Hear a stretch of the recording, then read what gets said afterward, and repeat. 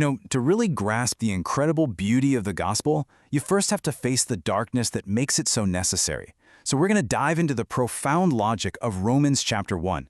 It's the backdrop that shows us exactly why the good news is such desperately needed news.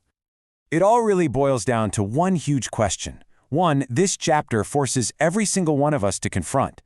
What is the actual root of all the brokenness we see in the world and in ourselves?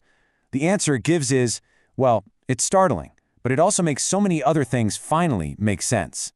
So here's the core issue that Romans lays out. The fundamental problem isn't that people are just ignorant of God. No, it's something way more active than that. It's a willful, deliberate rejection of a truth that deep down we already know.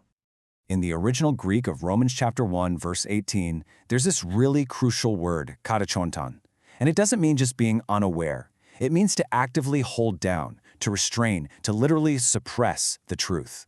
Think of it like holding a beach ball underwater. It takes effort. It's a conscious choice, not a passive mistake. And this act of suppressing the truth, it leads to something huge, a pivotal moment, an act of what you could call cosmic treason.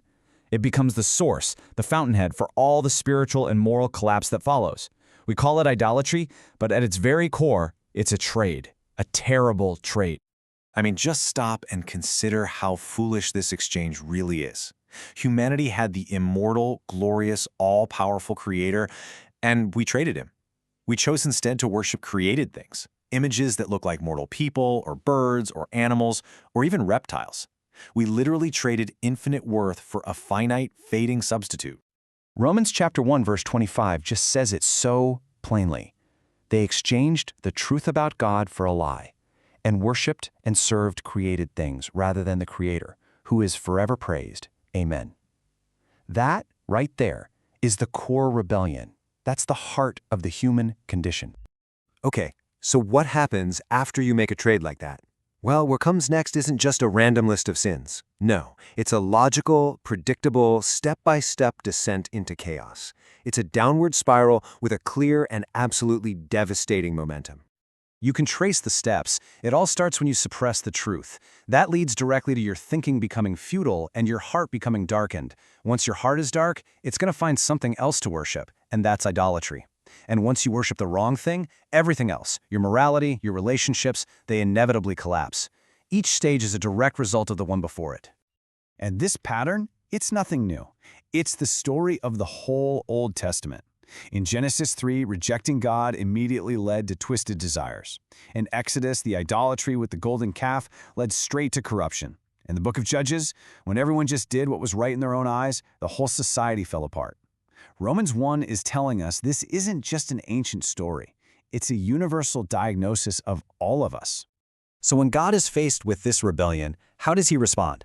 Well, the Bible talks about God's wrath, and it's so important that we understand what that means. This isn't some arbitrary fit of rage. It's a righteous, judicial, and solemn response to the choices humanity has made. It starts with us. It's our initiative. Because we are the ones who deliberately, willfully exchange the truth of God for a lie. The consequence is this chilling phrase that gets repeated 3 times. God gave them up. That's the judgment. That's the response. So let's be crystal clear. The wrath of God described here isn't a storm of thunderbolts from heaven. It's actually something far more terrifying. It's God giving humanity exactly what it demanded, a world without him. It's him stepping back and letting us have the full destructive consequences of our own desires. But that is not where the story ends. Not even close. Into all this profound darkness, a glorious, definitive light shines. Because for this entire downward spiral, for all of this brokenness, there is one perfect and complete answer: Jesus Christ. And right here is where you see the beautiful symmetry of the gospel. We made a tragic exchange, the glory of God for a lie. But then Christ comes and makes a glorious exchange. He takes all of our sin, all of our failure, and gives us his perfect righteousness. He completely reverses our foolish, fatal trade. This is the absolute heart of it. Every time Romans 1 says that God gave them up, handing humanity over to the judgment it deserved, it was all anticipating this one climactic moment.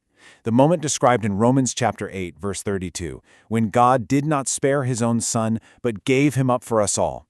Jesus took the judgment that we had earned. So you see, Christ doesn't just point to a better way from a safe distance. He actively steps into the consequences of our rebellion. He goes to the very bottom of that downward spiral to grab us, to pull us out, and to bring us into His light. So the ultimate takeaway is this. No matter how deep the brokenness goes, no matter how far the spiral descends, there is a greater reality. The cross of Jesus Christ is the final, perfect, and complete answer to every single human descent.